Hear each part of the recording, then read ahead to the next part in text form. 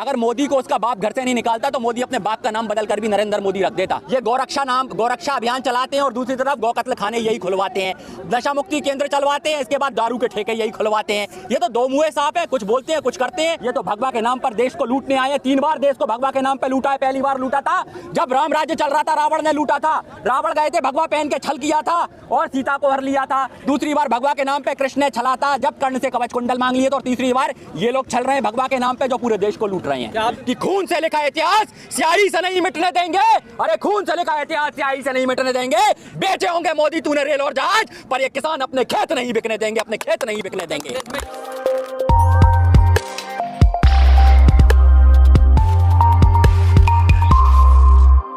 पिछले 112 और 14 दिनों से आप देख लीजिए देश की हुकूमत नहीं मान रही है। देश की हुकूमत इस आंदोलन की तरफ नहीं देख रही है, लेकिन हर हुकूमत ने आंदोलनों की तरफ देखने का रुख किया है। और भगत सिंह ने कहा था कि मैं समाजवादी वतन बनाना चाहता हूं। हम गोरे अंग्रेजों से तो आज़ाद हो जाएंगे, लेकिन हम काले अंग्रेजों के हाथ में कहीं गुलाम ना हो जाएं, क्योंकि मानसिकता गुलाम हो चुकी है। आज़ादी हमें आर्थिक चाहिए, जहां पर हर व्यक्ति को आज पैसे की ज़रूरत है, हर व्यक्ति को रोजगार की ज़रूरत है।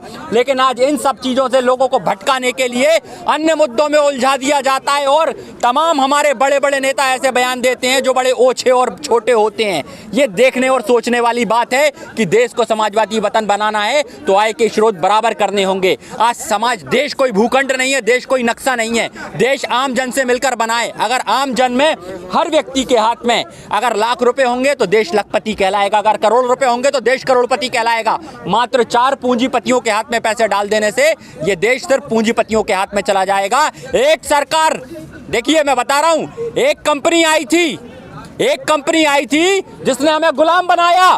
फिर इसके बाद एक सरकार आई जिसने सारी सरकारी एजेंसियों को बेचकर कंपनी बना दिया। मतलब आज हम जिस जगह से चले थे आज फिर वहीं आकर खड़े हो गए। हम फिर कंपनी के अधीनस्थ आकर खड़े हो गए हैं और आने वाला दौर फिर गुलामी का दौर आने वाला है। इसलिए लोगों को समझना होगा और क्रांतिकारी विचारधाराओं पर चलना होगा। क्रांति का मतलब होता है इंसान पर हो रहे इंसान के शोषण को रोकना। भगत सिंह चाहते थे जो आदमी का शोषण करता है उसे रोका जाए। जिहाद क्या था, इस्लामिक जिहाद क्या था? क्योंकि सुदर्शन के जो जनरल हेड वो कह रहे हैं कि इन तीनों ने भारत अंग्रेजों के खिलाफ इस्लाम फैलाने के लिए जिहाद किया। जिस संगठन से ये सुदर्शन न्यूज़ वाले आते हैं ना, वो आरएसएस संगठन राज्य सुरक्षा समिति हाफनेकर वालों का, जिन्होंने अंग्रेजों की चाटुकारिता कर और क्रांतिकारियों की मुखबिरी दी थी। इन्हीं ने ही क्रांतिकारियों को मरवाया था और इन्हीं ने इसलिए आज तक उन्हें शहीद का दर्जा नहीं दिला पाए। इसीलिए ये ऐसी नाकारा बातें करते हैं। भाई ये आज देश की युवाओं को सोचना होगा, उन्हें इन नेताओं के ऊपर चलना है या आज क्रांतिकारियों के आदर्शों पर चलना है, क्योंकि क्रांतिकारी इस देश के सच्चे देशभक्त थे। और जो ऐसी बात करता है ना नालायक सुदर्शन वाला, उसको खुद नहीं पता हिंदू का पूरा मतलब क्या होता है। उससे पूछा है, कभी पूछना कि तूने 16 संस्कार कराए हैं क्या? हिंदू धर्म में 16 संस्कार होते हैं, जहां गर्भाधान से लेकर अंतिम संस्कार होता है। क्या 16 संस्कार हुए हैं उसके?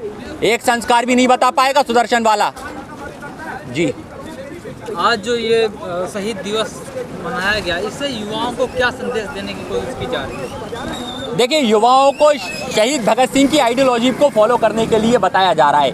भगत सिंह, मैं फिर वही कहूँगा, भगत सिंह समाजवादी वतन चाहते थे और समाजवादी वतन का मतलब होता है आय के स्रोत सबके हाथों में बराबर होना, सबके पास समानता का अधिकार होना। ऐसा नहीं कि देश में 2 वर्ग बनकर खड़े हो जाएं, अमीर और गरीब, जैसे आज फिर हो गया है। एक वर्ग बहुत अमीर है और एक वर्ग फिर गरीब हो गया है। अच्छा, ये सुदर्शन न्यूज़ चैनल है, शहीद क्यों नहीं मानते? कैसे देखते हैं? इसलिए क्योंकि अंग्रेजी मानसिकता के लोग हैं ना, अंग्रेजों के गुलाम लोग हैं। और ये इनके यहाँ तो कहा जाता है, इनके तो एक लिटरेचर में लिखा है, गोलवलकर ने कहा है अपने उसमें कि आप अपने दिमाग का इस्तेमाल मत कीजिए। अगर आरएसएस कहे आप बैठिए तो बैठ जाइए, आरएसएस कहे खड़े होइए तो खड़े हो जाइए। मतलब आप ये बताइए, विवेकहीन बना दिया जाता है संगठन के अंदर।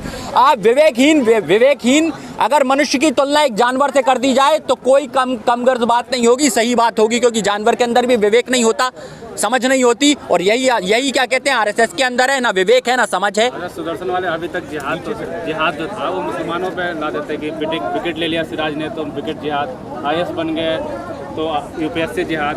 अब तो ये जो शहीद भगत सिंह हो, शहीद राजगुरु हो, सुखदेव जी, ये तो नॉन मुस्लिम है, अब ये भी जिहाद करने लगेगा? नहीं, उनके लिए तो हर वो क्या कहते हैं, हर वो हिंदू मुसलमान हो जाएगा जो देशभक्ति की बातें करेगा। जो समानता की बातें करेगा, देश को जोड़ने की बातें करेगा, क्योंकि ये तो वो संगठन है जो खुद क्या कहते हैं आईएसआई को खड़ा करा इनने, क्योंकि ये खुद देश को तोड़ना चाहते हैं। इन्होंने पहले देश को धर्म में तोड़ा आज़ादी के पहले, इसके बाद आज़ादी के बाद देश को जातों में तोड़ा, और फिर इनने एक पार्टी बनाई बीजेपी, जिसके थ्रू आज ये देश को तोड़ रहे हैं और देश को बेच रहे हैं। आप मजे की बात देखिए, हमारे प्रधानमंत्री बहुत अच्छे हैं, क्योंकि जब वो आते हैं तो अर्थव्यवस्था टूट जाती है। हमारे प्रधानमंत्री बहुत अच्छे हैं, क्योंकि नवाज शरीफ के यहाँ जाके बिरयानी खाए आते हैं, पर वो पाकिस्तानी नहीं कहलाते, इसलिए हमारे प्रधानमंत्री बहुत अच्छे हैं। हमारे प्रधानमंत्री बहुत अच्छे हैं, क्यों? क्योंकि हमारे प्रधानमंत्री इसलिए बहुत अच्छे हैं क्योंकि आज धर्म के नाम में उन्होंने देश की अर्थव्यवस्था को 136वें पायदान पर पहुंचा दिया। आज हमसे ऊपर नेपाल, भूटान और पाकिस्तान भी है। बार बार पाकिस्तान से तुलना करने वाले हमारे प्रधानमंत्री जी इसलिए बहुत अच्छे हैं क्योंकि उनने देश को, लोगों को मानसिक गुलाम बना दिया और ये बता दिया देश में चूतिए कितना है। उनने ये गिना दिया कोरोना के टाइम में थाली ताली बजवा के कि देख लो मेरे इशारे पर कितने चूती हैं जो थाली बजाएंगे, वो सबने किया। और अब तो मैं कह रहा हूँ दूसरी कोरोना की लहर ले आए हैं ये। अब जिन लोगों ने पीएम केयर फंड में पैसा दिया था ना, उन अंध भक्तों से कहना चाहता हूँ जरूरत पड़े तो अपनी गाड़ी, अपनी माँ, अपनी बेटी सब दे देना, क्योंकि तुम इससे ज्यादा अंधभक्त तो हो नहीं। परिवार में मत जाइए। क्यों ना जाऊं यार। पाकिस्तान की बात करी आपने, अभी इमरान खान बीमार थे, फिर ट्वीट किया प्रधानमंत्री ने। हाँ तो मैं कह रहा हूँ ना, उन्हें पाकिस्तान की बहुत चिंता है। मुझे तो पता करना पड़ेगा ये भाजपा के पाकिस्तान के साथ क्या संबंध है, क्योंकि बड़ा गठजोड़ है। क्योंकि जैसे ही पहले ये महबूबा मुफ्ती पीडीपी पर वार करते थे और सरकार बना ली तो पीडीपी इनकी क्या कहते हैं घरेलू हो गई पार्टी। ये तो खुद क्या कहते हैं वो लोग हैं यार जो देश को बेचते चले आ रहे हैं, भाजपाई लोग। इसलिए मैंने कहा ये व्यापार जनता पार्टी है, भारतीय जुमला पार्टी है, और ऐसी पार्टी के लिए अगर आप वोट देते हैं तो आप देश को बर्बाद करते हैं। इसलिए मैं बार बार एक अपनी जो शेर है उसको कहूंगा, जो क्रांतिकारियों ने इतिहास लिखा है उसको कलम से नहीं मिटाया जा सकता। इसलिए कहते हैं कि खून से लिखा इतिहास स्याही से नहीं मिटने देंगे। अरे खून से लिखा इतिहास स्याही से नहीं मिटने देंगे। बेचे होंगे मोदी तूने रेल और जहाज, पर ये किसान अपने खेत नहीं बिकने देंगे, अपने खेत नहीं बिकने देंगे। देश में योगी सरकार के 4 साल पूरे हो गए हैं, वो कह रहे हैं बेमिसाल हैं ये 4 साल। पहले योगी का नाम बदलकर उसको पूरी तरह मानसिक रोगी बोलिए। वो मानसिक रोगी है, और ऐसा मानसिक रोगी है कि उसको ये नहीं पता कि कौन सी चीज कहां से सीधी होती है। वो खुद उल्टा हुआ है, हर बात उल्टी करेगा। अभी मैंने एक उसमें देख रहा था, उसमें लिखा आ रहा था कि 70 लाख नौकरियां, एक मेरे पास पोस्ट डली है न्यूज़ फर्स्ट पोस्ट पे, न्यूज़ फर्स्ट इंडिया चैनल है, उस पर डली है 70 लाख नौकरियां योगी सरकार में प्रतिदिन मिल रही हैं। अब ये बताइए कैसा जुमला है। अब बेमिसाल तो होंगे ही भाई ऐसे लोग जो कुछ भी बोलते हैं, हवा में बातें करते हैं, जिसमें धरातल पर कुछ होता नहीं है। मोदी जी का भी एक वायरल सच आया जहां पर एक महिला के साथ फोटो छपाता और लिखा था इतने लोगों को मिले, 2 करोड़ लोगों को मिले मकान। जब उस महिला के घर गए तो वो किराए के मकान में रहती थी। तो ऐसे जुमले हैं, ऐसे महिला के घर जब उनकी क्या कहते हैं पूरा उसका चिट्ठा खोला गया तो उस महिला तो बेचारी किराए के घर में रह रही थी। वो कह रही थी हमें तो पता ही नहीं, हम इतने वायरल हो गए, इतने पसंद किए गए, लेकिन हमें घर तो मिले ही नहीं। मोदी जी के संग फोटो कैसे छप गया। आसाम में भी जो मैनिफेस्टो आया है रोजगार दे रहे हैं। नहीं, ये तो अभी जाकर जिस सीएनआरसी का विरोध कर रहे थे असम में जाके उसी के नाम पर वोट मांग रहे हैं। एनपीआर लागू करने की बात की है। हाँ, यहाँ करेंगे पर वहाँ तो तमिलनाडु में से हटाएंगे। मैं बता रहा हूँ ना, 2 मुही सरकार है, दोगली सरकार है। तभी मैं बार बार कहता हूँ ये गौरक्षा अभियान चलाते हैं और दूसरी तरफ गौकत्ल खाने यही खुलवाते हैं, नशा मुक्ति केंद्र चलवाते हैं, इसके बाद दारू के ठेके यही खुलवाते हैं। ये तो 2 मुँहे सांप है, कुछ बोलते हैं कुछ करते हैं। आप देखते रहे पिछले 7 सालों में देश को विकास के नाम पे क्या दिया है। देशद्रोही, जिहादी, हिंदू, मुस्लिम, दलित, सवर्ण, क्या मिला देश को? ना शिक्षा मिली, ना स्वास्थ्य मिला, और ना ही संरक्षण मिला, और ना ही रोजगार मिला। आज पूरे देश को बेच दिया, पूरे देश को बेच दिया। सरकार की गलती होगी ना, किस पिछले सरकारों की ना पिछले सरकार की ये गलती थी। मैं बता रहा हूँ जिम्मेदार है। पिछले सरकार की ये गलती थी कि उसने जाके बता दिया कि हमने कितनी कंपनियों को सरकारी करा था, और उनने आकलन कर लिया इतनी कंपनियों को तुमने सरकारी करा और ये प्रॉफिट की है, उनने उठा के वो सब पहले बेच दी। ये काम उनने किया है।